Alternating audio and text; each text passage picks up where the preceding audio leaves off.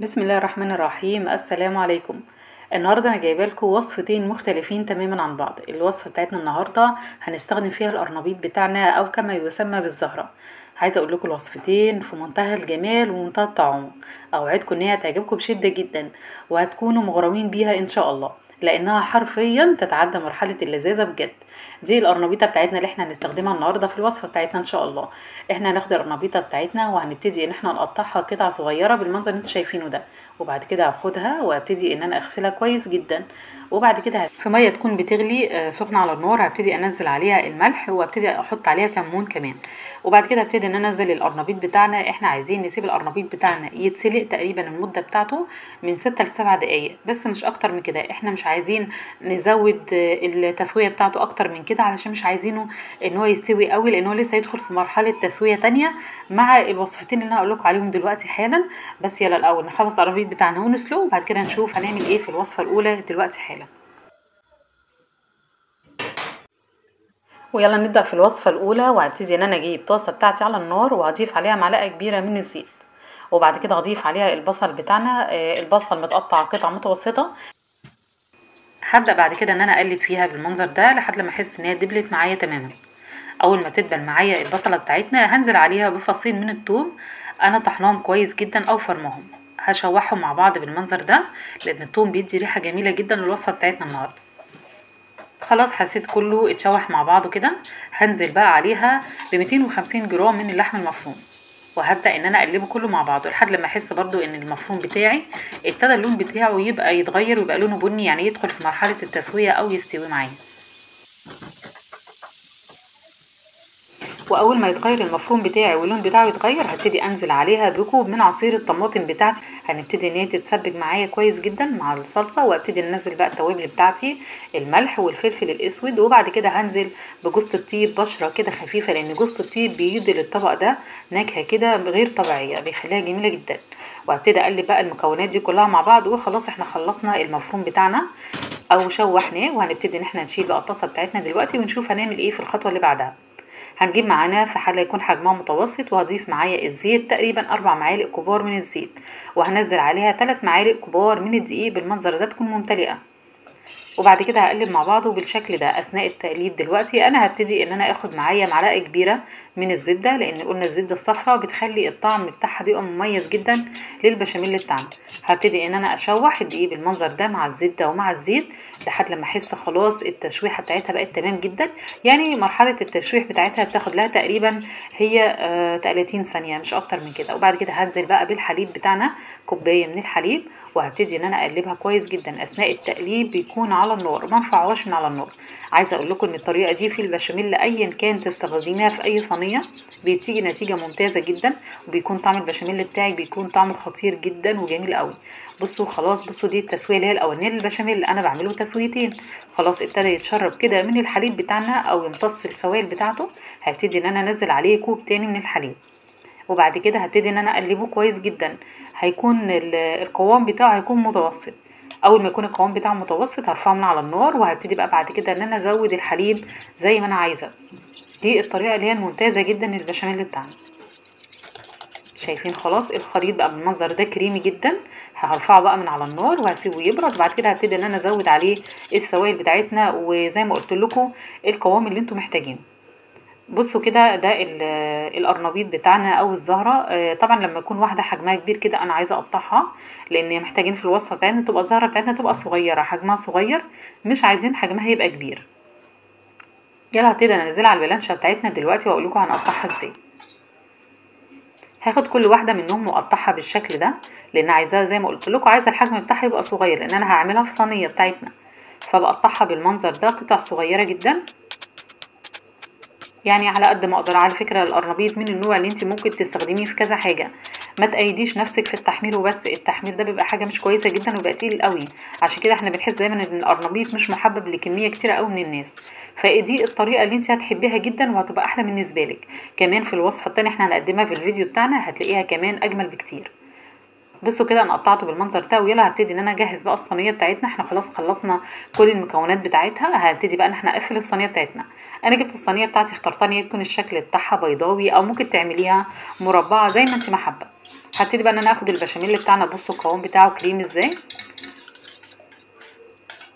ده السمك اللي احنا عايزينه في البشاميل بتاعنا. هبتدي هاخد بقى البشاميل بتاعنا وهنزله كده على الصينيه بتاعتنا.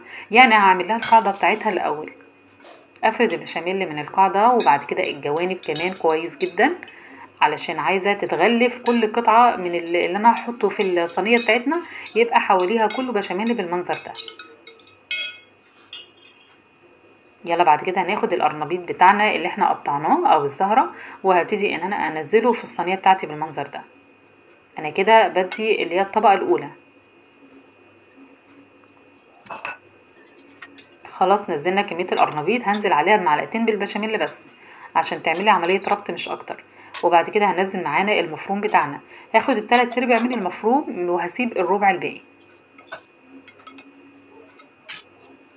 وهنزل بعد كده القرنبيط بتاعنا،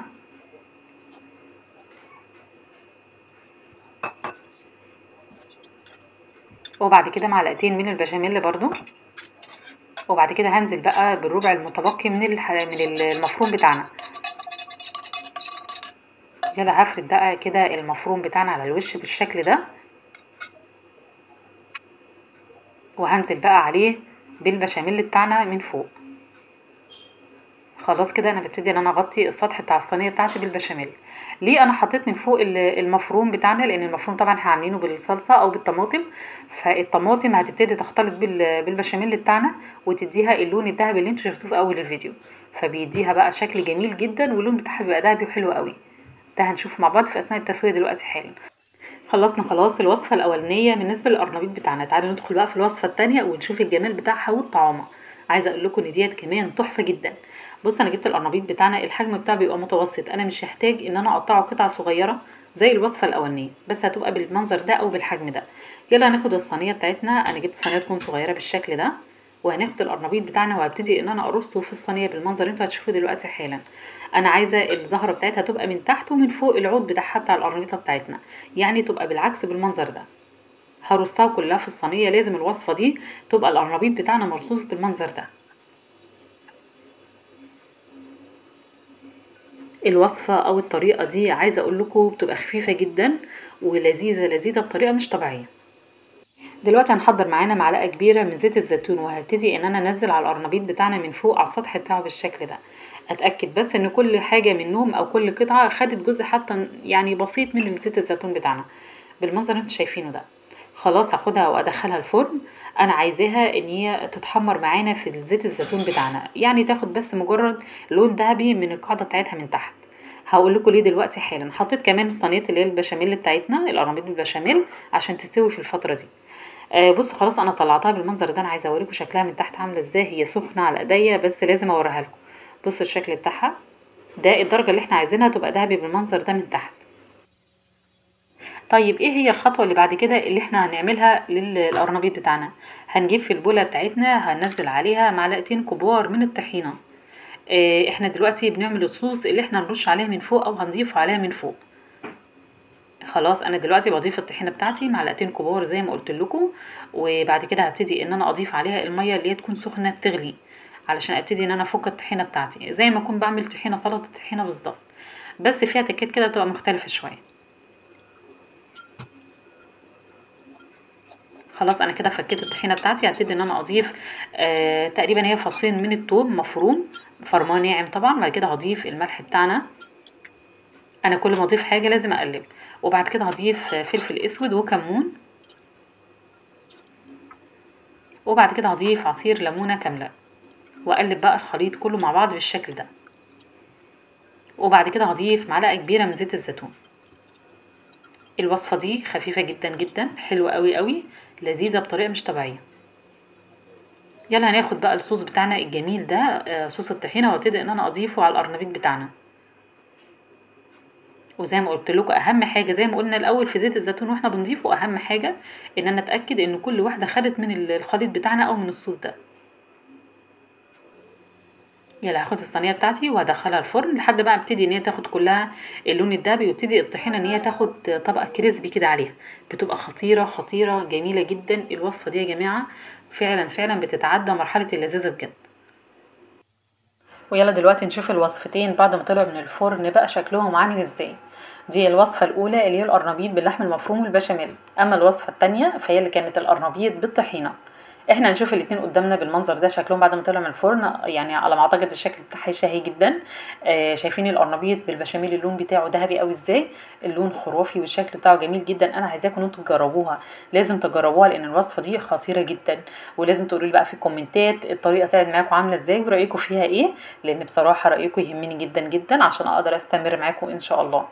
في الوصفة بتاعتنا دي انا بحب ان انا اقدم معاها سلطة الزبادي. وسلطة الزبادي بتاعتنا بتكون عبارة عن خيار مبشور وعليها زبادي وعليها نعناع مجفف. اما الوصفة التانية في الصوص بتاعنا فاحنا قدمناها كمان مع صوص هولنديز، وده اللي انتوا هتشوفوا معاكم دلوقتي. صوص هولنديز بتاعنا هو عبارة عن مايونيز وعن كاتشب، الاتنين الكمية بتاعتهم متعادلة، الاتنين قد بعض بالظبط، بنخلطهم مع بعض ويطلع معانا صوص هولنديز بالشكل ده. يلا بقى انا هدوق دلوقتي واشوف اللي هو بالطحينة طعمها عامل ازاي. عجبتني قوي قوي اللي هي بالطحينه دي، خفيفه جدا، ما حسيتش ان انا باكل قرنبيط، لا الطعم بتاعها خفيف قوي، لان في ناس عندها مشاكل كتير جدا في موضوع القرنبيط ده، ما بيحبوش ياكلوا القرنبيط. في نهايه وصفتنا النهارده انا احب اشكركم جدا، شكرا لمتابعتكم ليا، والسلام عليكم ورحمه الله وبركاته.